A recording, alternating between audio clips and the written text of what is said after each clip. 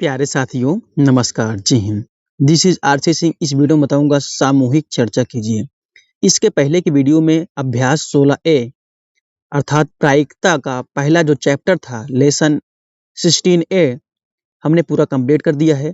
जो विद्यार्थी ना देखे हो वह वीडियो का लिंक इसी वीडियो में आई बटन के रूप में और एंड स्क्रीन के रूप में आपको मिल जाएगा, देख सकते हैं। तो आज के इस वीडियो में हम लोग चर्चा करेंगे जो है सामूहिक चर्चा, अर्थात हम लोग साथ में बैठ करके चर्चा करेंगे और आपको सिर्फ समझना है बस, ठीक है। सामूहिक चर्चा वो होता है जो आप लोग साथ में बैठ कर चर्चा करते हो। इस बुक के सभी चैप्टर, सभी एक्सरसाइज हमने एक बार कंप्लीट कर दिया है, अच्छे से बता करके समझा करके। तो आप लोग जो है प्लेलिस्ट जो है जरूर चेक कर लीजिए, बात समझिएगा। दो सिक्कों को एक साथ लेकर फेंकने पर क्या परिणाम प्राप्त हो सकते हैं। तो हम इसको प्रैक्टिकल आपको समझाना चाहते हैं। मान लीजिए हमारे पास कोई एक सिक्का है, रुपए का सिक्का है, तो ये कॉइन है, यानी कि एक सिक्का है। जब एक बार इसको ऊपर उछालेंगे तो ऊपर आने की प्रायिकता क्या होगी बताओ। यानी कि आने की प्रायिकता जब एक बार उछालोगे तो एक या हेड आएगा या तो टेल आएगा, बस समझिएगा। या तो हेड आएगा या तो टेल आएगा। यानी एक बार उछालोगे या तो हेड आएगा या तो फिर क्या आएगा, टेल आएगा। यानी कि एक बार जब उछालोगे, बात समझिएगा, जब एक बार उछाला जाता है तो या तो हेड आता है या तो टेल आता है। यानी कि 1/2 संभावना होती है। जब दो बार उछालोगे तो कितना हो जाएगा बताइए, कितना हो जाएगा। जब दो सिक्का उछालोगे यानी एक सिक्का का एक संभावना, या तो मान लीजिए हमारे पास, चलिए 2 सिक्का लेते हैं। अब बात समझिएगा हमारी, जब इस सिक्कों को उछालोगे तो इसमें तो हेड आएगा या तो टेल आएगा। यानी संभावना कितनी होगी बताइए, समान होगी ना। या तो ये वाला आएगा यानी कि टेल आएगा या तो हेड आएगा, ठीक है। जब इस सिक्कों को भी उछालेंगे तो ये हेड आएगा तो टेल आएगा। तो संभावना इसमें भी दो हो सकती है, यानी कि जो है संभावना इसमें भी ये तो हेड आएगा तो टेल आएगा। संभावना दो ही होगा ना, बनेगी ना। इसमें भी ये तो हेड आएगा या तो टेल आएगा। यानी कि संभावना है इसमें भी वही है और इसमें भी वही है। यानी कि एक सिक्का जब उछालोगे तो 1/2, यानी कि एक सिक्के के ये तो दो पहलू होते हैं, बस समझिएगा। एक सिक्के के दो पहलू होते हैं, एक हेड होता है एक टेल होता है। तो एक सिक्के के दो पहलू मतलब ये तो हेड आएगा या तो टेल आएगा, इसमें भी ये तो हेड आएगा या तो टेल आएगा। संभावना कितनी हो जाएगी भाई, एक सिक्के के दो पहलू, एक सिक्के के दो पहलू, दो कितना हो जाएगा, 4। कहने का मतलब जो है एक सिक्का जब उछालोगे तो संभावना कितना बनेगी, 1/2। दो सिक्के उछालोगे संभावना 1/2, इसमें भी 1/2, इसमें भी 1/2।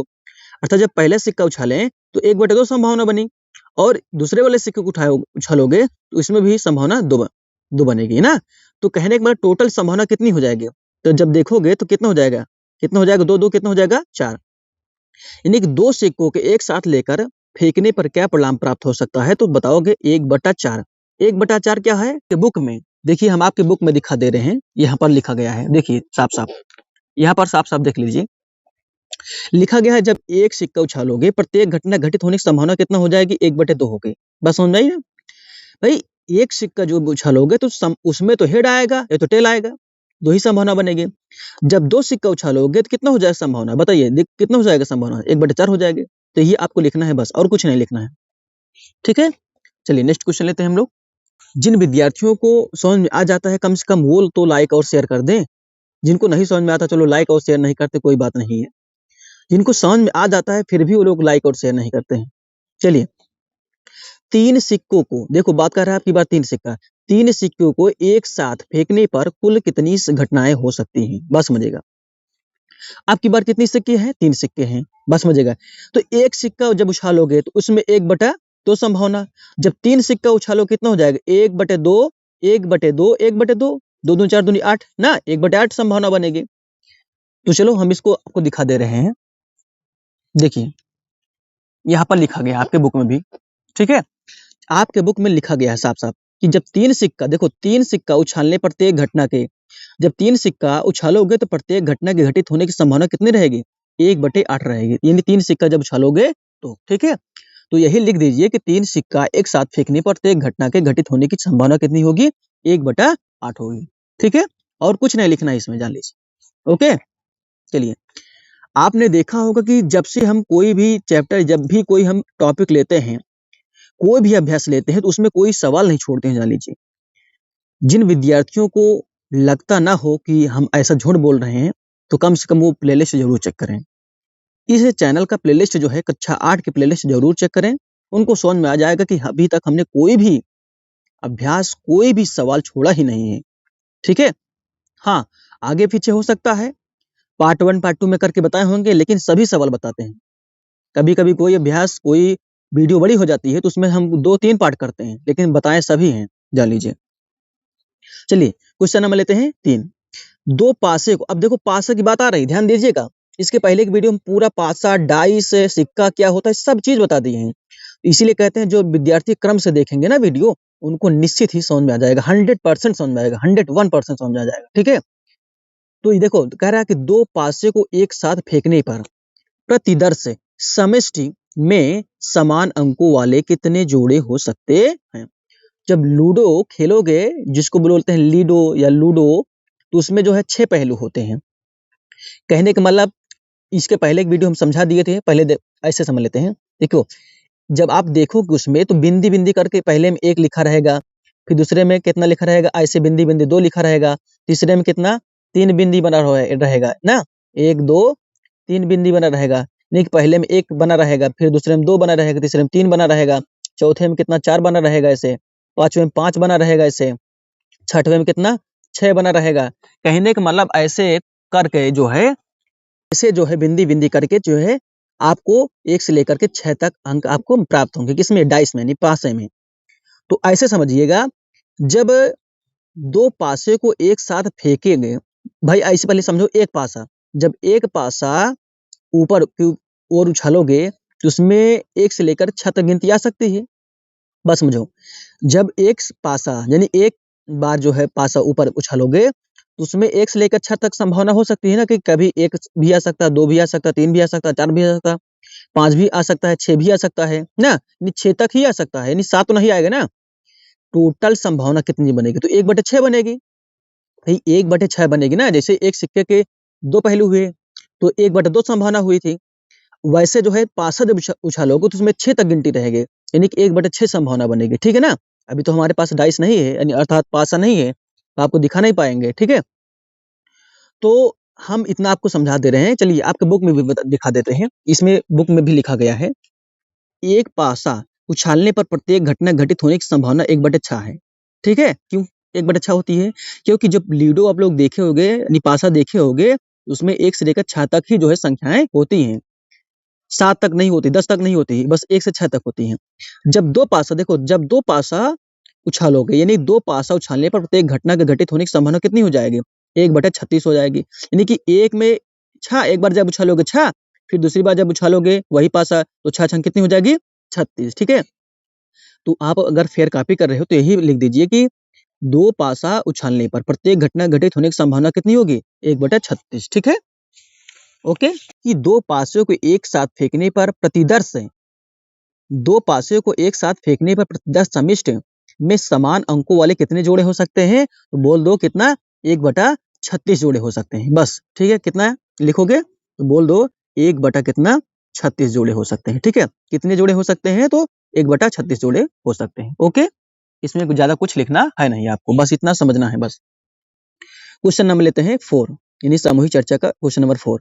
2 पासों को एक साथ फेंकने पर प्रतिदर्श समष्टि में कुल कितने अवयव हो सकते हैं? अब बात समझना, अवयव की बात कर रहा है। अवयव, अवयव का मतलब होता है एलिमेंट। ठीक है ना? एलिमेंट मतलब अवयव होता है। ठीक है? उसको अंग्रेजी में बोलते हैं एलिमेंट है अवयव को।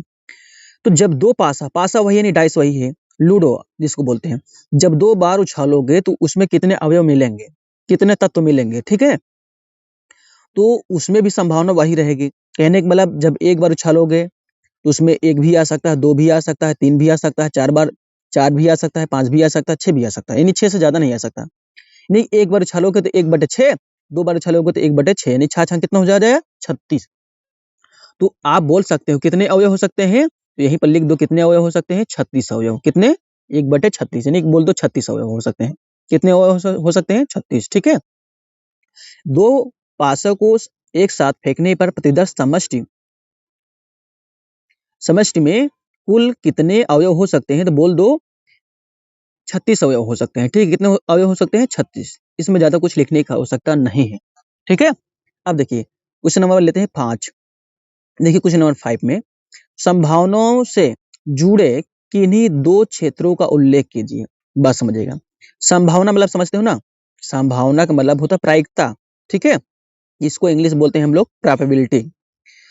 यानी भी संभावनाओं से जुड़े किन्हीं दो क्षेत्रों का उल्लेख कीजिए।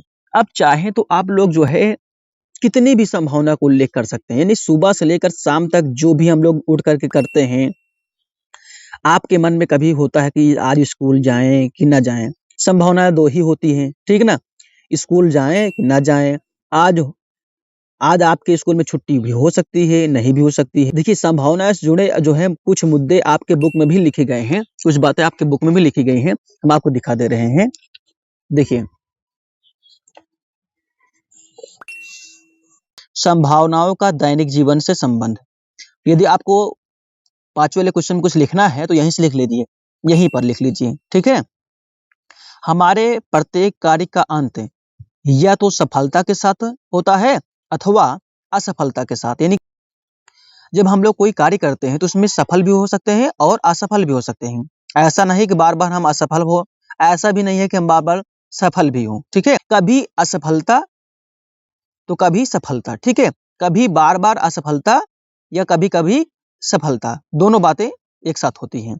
हमारे कदम चूमती हैं, कहने का मतलब असफलता और देखो कभी बार बार सफलता तो कभी बार बार असफलता हमारे कदम चूमती हैं। पूरा जीवन ही अनिश्चितताओं से भरा पड़ा है। सुबह उठने से लेकर रात सोने तक जो है, सोने तक न जाने कितनी घटनाएं घटित होती रहती हैं, ठीक है। न जाने न जाने कितनी घटित न जाने कितनी घटनाएं घटित होती रहती हैं, जिनके परिणामों के विषय में हम पूर्वानुमान या प्रागुति तो व्यक्त कर सकते हैं, किंतु वे सही होंगी या गलत इसे सुनिश्चितता के साथ कहा नहीं जा सकता। कहने का मतलब भी अगर आप लोग जो है यही चीजें आप जो है लिखना चाहो तो वहीं पर लिख सकते हैं बस, ठीक है। और कुछ लिखना है तो इसमें लिख सकते हो कि जो देखो वहां पर लिखा गया है कि कृषि, वाणिज्य, आर्थिक जगत और विज्ञान, आयुर्विज्ञान, जैविक विज्ञान, मौसम आदि अनेक क्षेत्रों में संभावनाओं की सांख्यिकी का प्रयोग किया जा रहा है। यदि कुछ उदाहरण भी देना है तो यहीं से आप जो है यहीं से उदाहरण भी दे सकते हैं, यहीं से उदाहरण भी दे सकते हैं, ठीक है। ओके, देखिए ये आपका सामूहिक चर्चा हो गया कंप्लीट। प्यारे साथियों, यदि आपको अभ्यास 16 भी अभी जस्ट देखना है इसी वीडियो में, तो वीडियो के एंड में जो वीडियो इस समय आपको दिख रही कॉर्नर पे, उस पर क्लिक करके आप देख सकते हैं तुरंत। आपको मिलते हैं एक नई वीडियो में, तब तक के लिए धन्यवाद, जय हिंद।